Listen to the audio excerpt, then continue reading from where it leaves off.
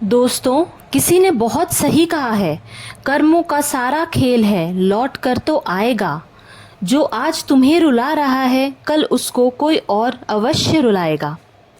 आइए कर्मों के इस खेल को एक छोटी सी कहानी से समझते हैं। कहा, कहानी है दो जुड़वा बहनों की, जो गांव से दूर शहर में रहकर जॉब करती थीं। दोनों बहनों का लाइफस्टाइल एक दूसरे से बिल्कुल ही अलग था। बड़ी वाली बहन का मानना था कि हमें लाइफ में अच्छी चीज़ें करनी चाहिए, दूसरों की मदद करनी चाहिए, पूजा पाठ, मेडिटेशन, योग आदि करके ही जीवन यापन करना चाहिए। वो रोज़ मेडिटेशन सेंटर जाती थी, वहाँ अच्छी बातें सीखती थी और अपने जीवन में उसे रोज़ अमल करती थी। दूसरी तरफ जो छोटी बहन थी, उसके लाइफ का फंडा ही कुछ अलग था। वो ऐसा सोचती थी कि ज़िंदगी एक बार मिली है, खूब ऐश करो, खूब मस्ती करो, खूब एंजॉय करो। वो आए दिन पब वगैरह भी जाया करती थी। उसकी सोच सिर्फ पैसे उड़ाने, खूब खाने पीने और मस्ती मजाक तक ही सीमित थी। वो ज़रा भी धर्म की राह पर नहीं चलना चाहती थी। उसकी बड़ी बहन उसे बहुत समझाती थी कि ये सब ठीक नहीं है, थोड़ा पूजा पाठ और अन्य अच्छे कर्म भी कर लिया करो। छोटी बहन पर इसका कोई असर नहीं होता था। छोटी हर बार अपनी बड़ी बहन को यह कहकर चुप करा देती थी कि बहन, तुम पता नहीं किस पागलपन में लगी हुई हो। पूजा पाठ, मेडिटेशन से, अच्छी बातें करने से कुछ भी नहीं होता। लाइफ में पैसा है, मज़े करो, पैसे उड़ाओ, एंजॉय करो, मस्त रहो। ज़िंदगी एक ही बार मिली है। दोनों बहनों को एक दूसरे की बातों पर कोई असर नहीं होता था। वो एक दूसरे की बातों को एक कान से सुनकर दूसरे से निकाल दिया करती थी। दोनों अपने अपने राह पर ही खुश थीं। बड़ी वाली बहुत सीधी सादी थी और बहुत ही सिंपल ज़िंदगी जीती थी। उसकी सैलरी भी छोटी वाली से कम थी। वो बेचारी पुराने कपड़े पहनती थी जो छोटी छोड़ दिया करती थी। उसकी ज़िंदगी बहुत सिंपल थी और वो जैसे तैसे जीती थी। छोटी वाली के पास पैसे रहते थे, वो खूब बन ठन कर अपनी ज़िंदगी गुजारती थी। एक दिन बड़ी बहन जॉब से आकर मेडिटेशन सेंटर जा रही थी। वापस आते वक्त उसकी घिसे हुए चप्पल में एक कील घुस गया। उसे दर्द हुआ, खून निकलने लगा। जैसे तैसे वो बेचारी रोते रोते घर पहुंची और मलहम पट्टी किया। इतने में छोटी बहन घर पर हंसते खेलते आई और बड़ी से कहा, बहन आज तो कमाल हो गया, मेरी 20 लाख की लॉटरी लग गई। इतने में उसका ध्यान बहन के पैरों पर गया और उससे पूछा, ये क्या हो गया तुम्हें? बड़ी बहन ने सारी कहानी बताई। छोटी बहन हंस पड़ी और बोली, देख तुझे क्या मिला, मेडिटेशन करके, पूजा पाठ करके, दूसरों की मदद करके तू सच में पागल है। खुद पर ध्यान ना देकर धार्मिक बनी फिरती है।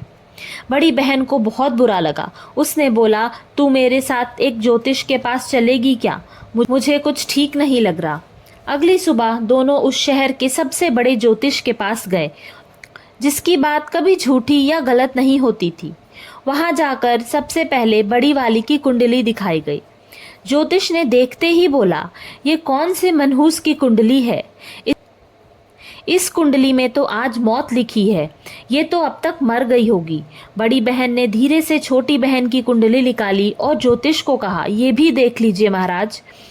ज्योतिष ने देखते ही बोला, वाह क्या कुंडली है, बहुत बहुत सुंदर, बहुत भाग्यवान है ये लड़की।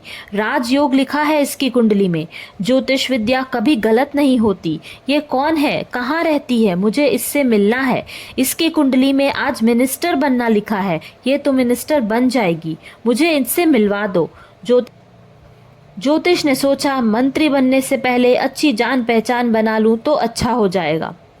दोनों बहनों ने हाथ जोड़कर माफ़ी मांगी और कहा, ये कुंडलियाँ हमारी हैं। ज्योतिष ने कहा, ये क्या बात कर रहे हो दोनों?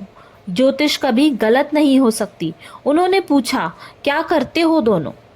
बड़ी ने कहा, मैं तो जैसे तैसे अपनी ज़िंदगी चला रही हूँ, थोड़ा बहुत कमा लेती हूँ, बचे हुए समय में पूजा पाठ, मेडिटेशन, ध्यान आदि करती हूँ।